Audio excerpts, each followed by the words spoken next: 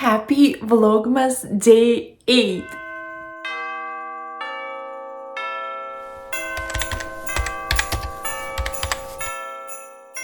Let's cover our cake dummies together.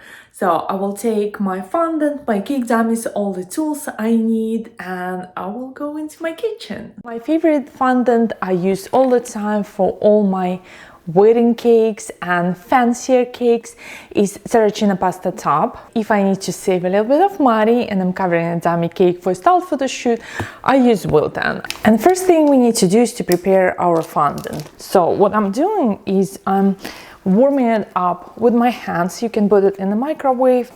This will help you to avoid having elephant skin on your cake. And my goal here is to make it as stretchable as possible.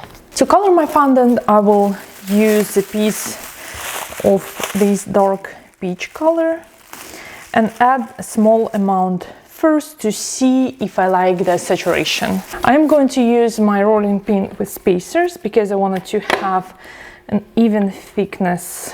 And if I see an air bubble, I'm going to pop it with an acupuncture needle like this, and this will allow me to remove all the air bubbles and place my fondant on a wax paper, so it will be much easier for me to move it around. And to stick fondant to my cake dummy, I use just a pastry brush and a little bit of water. And all I need to do is to place my cake dummy here in the middle and press it down.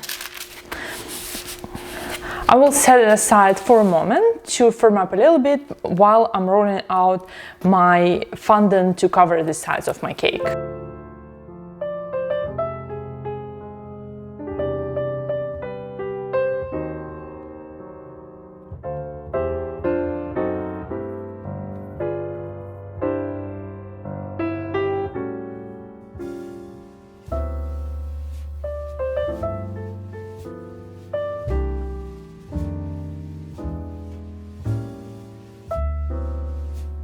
I will start with cutting a straight line on one side to serve as a guide.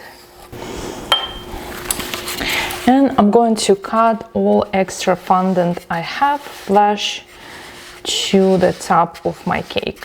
And I will do the same application with a little bit of water on my cake dummy, especially here at the top, making sure that all parts will stick together. The next step is to bring my cake onto my fondant and just making sure it all covered. So I'm not pulling on my fondant very tightly yet, but I'm trying to mark where the end of my line here, and same on the bottom here. So now I can cut it. I can add a little bit of water on this line and bring it all together. I will quickly remove all the excess so it's not pulling my cake down, and running my cake smoother over the seam. Now for the top part. You can either use a pair of scissors and cut it flush to your cake like this, or you can use a sharp knife and do the same.